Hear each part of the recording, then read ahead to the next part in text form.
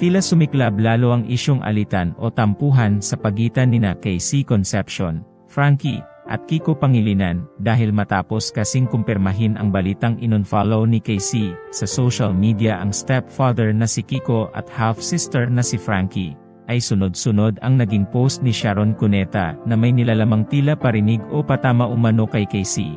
Sa isang post ni megastar, ay mula sa fictional character na si Peter Pan, at may caption itong, "From Peter Pan, for one of my 4 children."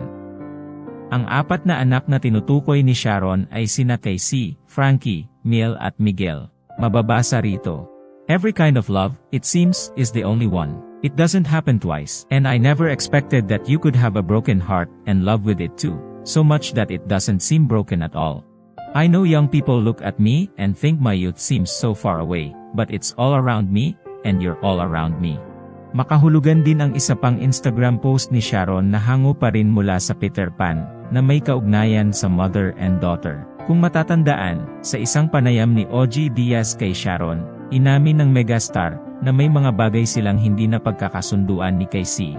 Ayon kay Mega, kahit na magkaiba raw sila ng personalidad ay nananatili pa rin ang pagmamahal niya para sa anak dahil ito ang una niyang prinsesa. Gayunpaman, hindi nakaligtas sa netizens nang ipost ni Sharon ang larawan ni Frankie na may mahabang caption. Sinabi ni Mega na namimiss na niya ito dahil nga malayo na si Frankie. Dito nang hinala ang netizens na isang parinig ito kay Casey dahil tila umano na kumpara si Casey kay Frankie. Mababasa kasing panay papuri si Sharon na isang mabuting anak na panganay si Frankie, lalo na bilang ate. Nasabi rin niyang si Frankie ay isang anak na no headaches, no horror stories, no disrespect. Kaya naman sa comment section sa post ni Sharon ay diretsahang pinuna nila ang megastar na isipin din sana niya ang isa pa niyang panganay na masasaktan sa mga post niyang ito. Bakit laging may cryptic post? Kaya lumalaki at lumalayo ang gap dahil sa mga sinasabi mo para mabasa ng isang anak mo. Hindi niya kasalanan, isinilang mo siya. Sana kung di pareho, at may paborito ka huwag mo na, post, kami ang nasasaktan para sa anak mo na iniluwal mo at dugo mo. I am a big fan of yours maski pa sa simula. Wala akong pinalampas na movie mo. Sana naman mahalin mo kahit pa. Nagkukulang sa pag-alala sa'yo.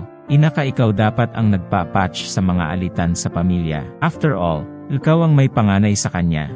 Hi Miss Sharon, please protect your eldest. Nakita ko vlog ni OG. Siya ang guest, unlike your guesting nag-splurge ka ng problema nyo mag-ina. Pero anak mo todo, ingat, may masabi laban sayo. Ikaw ang nanay, leader ng pamilya mo. Kung may problema kausapin mo anak mo, mga anak mo. Hindi yung ganito na pinuri mo isa mong anak, pero yung isa binabandera mo na may problema ka of all your kids. Sana alam mo mas kailangan ng unawa panganay mo kasi feeling left out siya, walang pamilya. Kaya ikaw nilalayuan ng anak mo ang hilig mo kasing magpo-post at papuri at magkumpara sa mga anak mo, tapos ang hilig mong batikusin si Cristina Concepcion sa camera in paawaway. Para di nga naman obvious at pangit tignan, pag di mo nilubayan yan, tuluyan lalayo sa'yo anak mo. Sana yung mga ganito personal mo na lang sinabi kay Kaki, kasi meron kang isang anak na masasaktan, and the more you do this the more your relationship will be irreparable. I know you're yearning for your other daughter's love and wishes you would get the same kind of love from her, but Mega, sana mas maging more understanding and patient tayo sa mga anak natin and ipag-pray natin sila. Wag natin hayaan, lalo lumayo ang loob ng mga anak natin sa atin. Will include you in my prayers, Sharon. Stay strong and keep praying. Samantala, wala pang direktang tugon, reaksyon, o pahayag ang megastar hinggil sa naging pag-amin ni Casey sa pag-unfollow niya kay Kiko at Frankie, at sa mga isyong ipinupukol ngayon ng netizens sa kanya.